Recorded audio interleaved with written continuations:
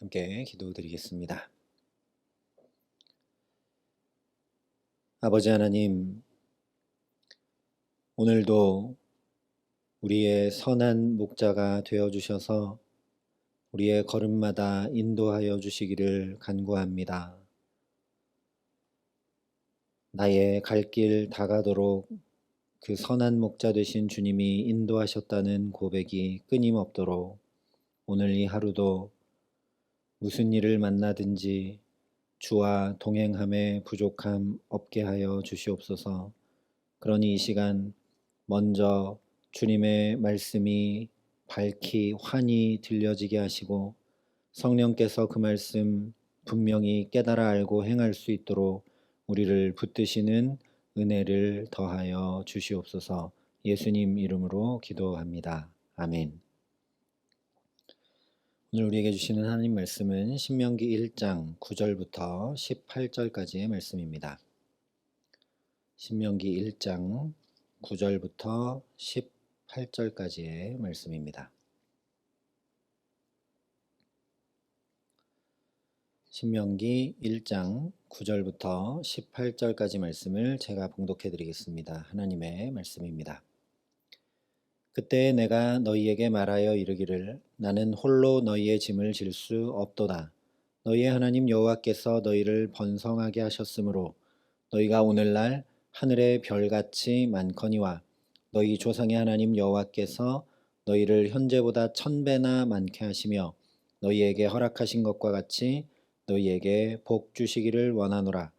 그런즉 나 홀로 어찌 능히 너희의 괴로운 일과 너희의 힘겨운 일과 너희의 다투는 일을 감당할 수 있으랴. 너희의 각 지파에서 지혜와 지식이 있는 인정받는 자들을 택하라. 내가 그들을 세워 너희의 수령을 삼으리라 한즉 너희가 내게 대답하여 이르기를 당신의 말씀대로 하는 것이 좋다 하기에 내가 너희 지파의 수령으로 지혜가 있고 인정받는 자들을 취하여 너희의 수령을 삼되 곧 각 지파를 따라 천부장과 백부장과 50부장과 10부장과 조장을 삼고 내가 그때에 너희의 재판장들에게 명하여 이르기를 너희가 너희의 형제 중에서 송사를 들을 때에 쌍방간에 공정히 판결할 것이며 그들 중에 있는 타국인에게도 그리할 것이라. 재판은 하나님께 속한 것인즉 너희는 재판할 때에 외모를 보지 말고 귀천을 차별 없이 듣고 사람의 낯을 두려워하지 말 것이며 스스로 결단하기 어려운 일이 있거든 내게로 돌리라. 내가 들으리라 하였고 내가 너희의 행할 모든 일을 그때에 너희에게 다 명령하였느니라. 아멘.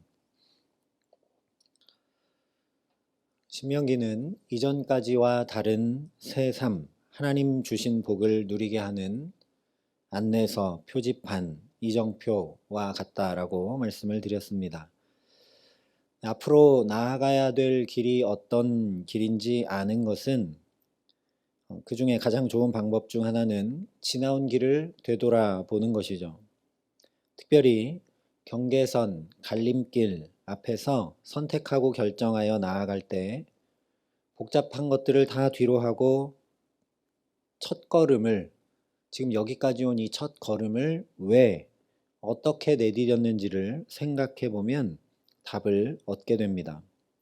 오늘 말씀이 바로 그런 말씀입니다. 먼저 9절부터 11절이 이렇게 말씀합니다. 그때에 내가 너희에게 말하여 이르기를 나는 홀로 너희의 짐을 질 수 없도다. 너희 하나님 여호와께서 너희를 번성하게 하셨으므로 너희가 오늘날 하늘의 별같이 많거니와 너희 조상의 하나님 여호와께서 너희를 현재보다 1000배나 많게 하시며 너희에게 허락하신 것과 같이 너희에게 복 주시기를 원하노라. 한마디로 하면 지나온 길이 모세 자신 때문도 아니요 이스라엘의 노력도 아니며 오직 하나님의 번성케 하심과 복주심 때문이었다라는 것입니다. 모세는 이스라엘을 이렇게 가나안으로 인도해가는 그 짐을 결코 홀로 질 수 없었다라는 것이죠. 반대로 얘기하면 하나님께서 그 짐을 다 져주셨기 때문에 이곳까지 우리가 이르렀다라는 고백입니다. 이처럼 그 척박한 광야에서도 하나님께서 친히 선한 목자가 되어 주셔서 이스라엘을 그냥 인도만 하신 것이 아니라 번성케 하시기까지 하셨으니 앞으로도 그 하나님과 함께 나아가기만 하면 저 적과 꿀이 흐르는 땅에서는 지금보다 1000배나 더 번성하고 허락하신 복을 누리게 하실 것이 확실하다라는 것입니다. 그러니 믿음과 소망을 가지고 나아가라는 것이죠. 가나안을 향해 앞으로 나아갈 때 가장 중요한 것, 바로 이 하나님 놓치지 말라는 것입니다. 뛰어난 어떤 지도자도 아니요, 우리의 철저한 준비나 노력도 아니요, 오직 하나님과 함께 하는가 아닌가 거기에 달려 있다라는 말씀입니다. 우리도 마찬가지입니다. 지나온 걸음과 세월을 되돌아보면 그야말로 까마득합니다. 다시 그때로 돌아가서 그렇게 살라고 하면 여러분 그렇게 하고 싶은 마음이 없으시죠? 저도 그렇습니다. 도저히 가정과 일터와 자녀와 삶의 무거운 짐들을 어떻게 감당하고 여기까지 왔나 하는 것이 우리 입술의 고백입니다. 그래서 지금까지 지내온 것 오직 주의 은혜라 고백하지 않을래야 않을 수가 없습니다. 내 힘과 내 노력과 내가 가진 것으로는 도저히 불가능했다라는 걸 누구보다 나 자신이 가장 잘 알기 때문입니다. 물론 앞을 봐도 어떻게 살아가야 할지 답을 알기 어려운 것은 여전히 마찬가지입니다. 그러나 하나님의 은혜를, 붙드심을, 인도하심을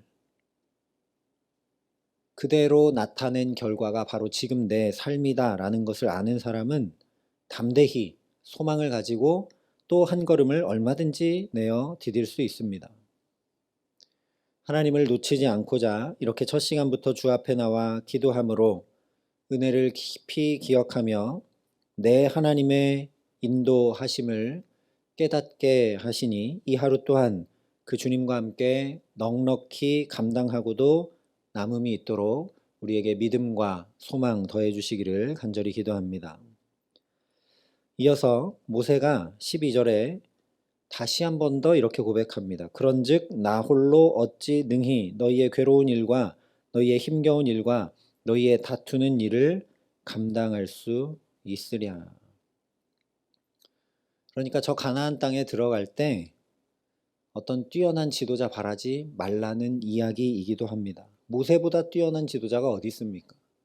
하나님과 대면하며 이야기하던, 그가 지팡이를 들어치면 홍해가 갈라지던, 반석에서 물이 나던 그 놀라운 지도자가 나도 할 수 없었던 일이다라고 고백하고 있는 것이죠. 그러면서 그 짐을 하나님께서 어떻게 져 주셨었는가를 13절 이하에 회상하며 다시 이야기해 줍니다.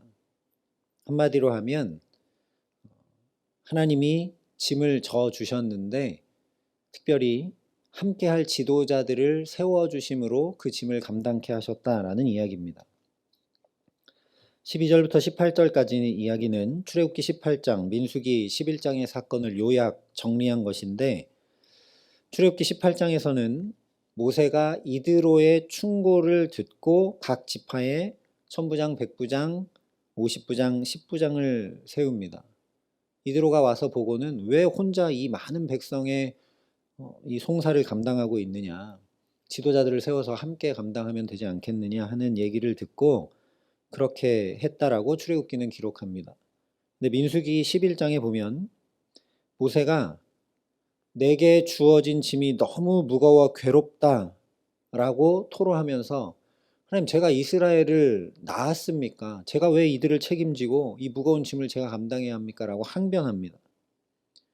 그래서 하나님께서 친히 모세를 위해 70명에게 하나님의 영을 부어주시며 지도자들로 세워주신 이야기가 기록이 됩니다. 오늘 이 신명기 1장의 이야기는 출애굽기와 민수기의 두 사건이 적당히 섞여 있고 요약이 되어 있습니다. 즉 사실 여부를 따지자면 맞지 않는 이야기라는 거죠. 그러나 지난 시간 말씀드렸던 것처럼 신명기는 정확한 사실의 기록이 아니라 의미의 기록, 언약과 신앙을 바로 세우기 위해 다시 선포된 말씀임을 우리가 기억해야 합니다. 다시 말하면 이 사건을 회상하면서 다시 이야기하는 중요한 이유가 있다는 거죠. 바로 이제 가나안 땅에 들어가서 살아야 할 가장 중요한 기준이 무엇인가 보여주기 위함입니다. 그러니 모세가 이 사건을 되풀이하여 이야기하는 중에 강조하고 있는 것이 무엇인가 우리가 주목해야 되겠죠. 일단 그렇게 지도자들로 세움받은 사람들은 13절에 지혜와 지식이 있는 인정받는 자들이라고 말했고, 다시 한번 15절에 지혜가 있고 인정받는 자들이라고 두 번 강조하여 말씀하고 있습니다. 지도자들을 세울 때 연장자라고 세운 것도 아니고 경험이 많거나 능력이 있다고 세운 것도 아니라는 겁니다. 지혜가 있고 인정받는 자들을 세웠다는 거죠. 지혜는 하나님을 경외함입니다. 그러니 하나님을 사랑하는 자, 경외하는 자들을 세웠다는 이야기이고, 또 인정받는 자들이라는 것은 사람을 사랑하는 사람들이라는 것이죠. 그러니 한마디로 하면 하나님 사랑하고 이웃 사랑하는 사람들을 지도자로 세웠다는 겁니다. 이것이 율법을 요약한 것이니 하나님의 말씀을 지켜 행하던 이들이 지도자로 세워졌다라는 겁니다.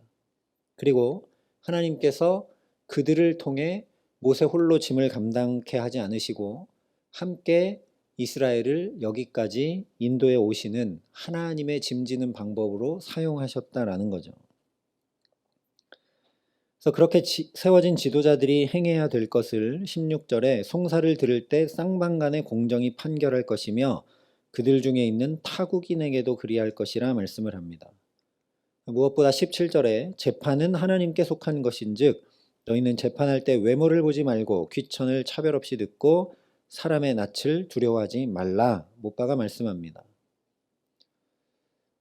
사람이 아니라 하나님 앞에 공정히 판결하고 행하며 이스라엘에게만 아니라 그들 안에 있는 타국인에게까지도 이 공의와 지혜를 행하도록 하기 위해 지도자들을 세웠다라는 겁니다.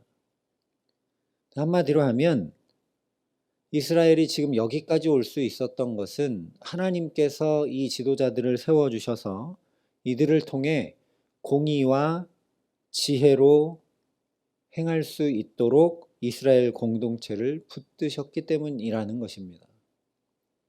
하나님이 그렇게 붙들어 주셨고 또 세움받은 이들은 그렇게 이스라엘 공동체를 붙들고 섬겨서 이스라엘이 공의와 지혜로 날마다 설 수 있게 했다라는 거죠. 근데 이 이야기를 하면서 8절, 16절, 18절에 세 번이나 그때에 이렇게 행했었다 말씀합니다. 그때에는 바로 6절부터 7절에 말씀한 대로 호렙산을 떠날 때입니다. 다시 얘기하면 한 번도 가본 적 없는 광야로 이제 출발할 때, 걸음을 내딛기 시작할 때, 새로운 삶이 펼쳐질 때 하나님과 사람을 사랑하는 지도자들을 통해 공의와 지혜로 이스라엘을 세웠었다라는 거죠. 그러니 이 말씀을 다시 들으라는 겁니다. 지금도 가나안을 앞에 두고 지금까지와는 전혀 다른 새 삶을 향해 나아가고 있으니 너희의 삶을 하나님 경외함과 지혜와 공의로 사람 사랑함으로 세우라는 말씀입니다. 지금까지 지나온 저 척박한 광야도 그래서 불평과 불만과 원망을 할 수밖에 없어서 날마다 분쟁과 송사가 가득했던 삶도 주님의 지혜와 공의로 잘 헤쳐나와 여기까지 왔음을 기억하라는 겁니다. 그러니 적과 꿀이 흐르는 그 땅에서 지혜와 공의로 세워가면 피할 수 없이 복된 삶을 하나님과 동행하며 살아갈 수밖에 없지 않겠느냐 이런 얘기입니다. 무엇보다 한 명의 뛰어난 지도자가 아니라 더불어 함께 공동체가 함께 한 명만 아니라 여럿이 모두가 이 지혜와 공의를 실천해 나갔던 것을 마음 깊이 담으라는 말씀입니다. 오늘 우리에게도 동일합니다. 우리는 이스라엘이 살았던 시대와 비할 수 없이 급변하는 세상 속에 매일매일을 살아갑니다.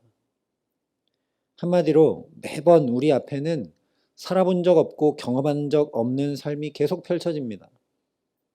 그럴 때 세상은 더 쌓아두어야 안전하다.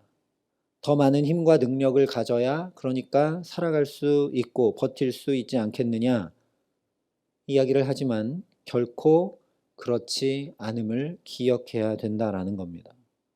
세상 지혜와 비할 수 없는 하나님의 지혜, 세상 판단과 비할 수 없는 하나님의 공의를 말씀 따라 행해가면 정말 한치 앞도 모르던 광야도 넉넉히 지날 수 있었던 것을 기억하라는 말씀입니다.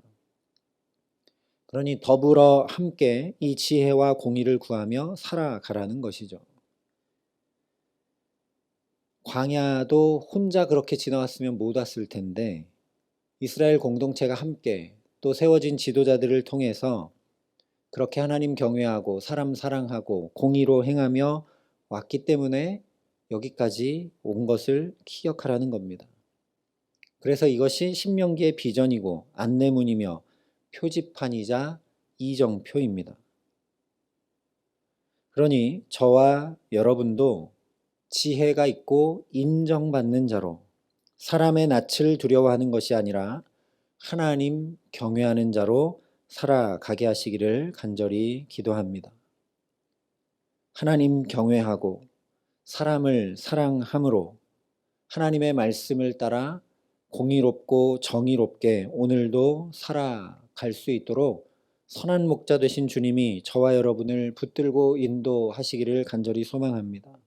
나 혼자가 아니라 이렇게 새벽 첫 시간부터 그렇게 살고자 주 앞에 우리가 함께 엎드렸으니 이 주의 몸된 교회를 통해 저와 여러분이 하나님의 사람들로 정말 지혜가 있고 인정받는 자들로 날마다 세움받게 하시기를 주님의 이름으로 축복합니다.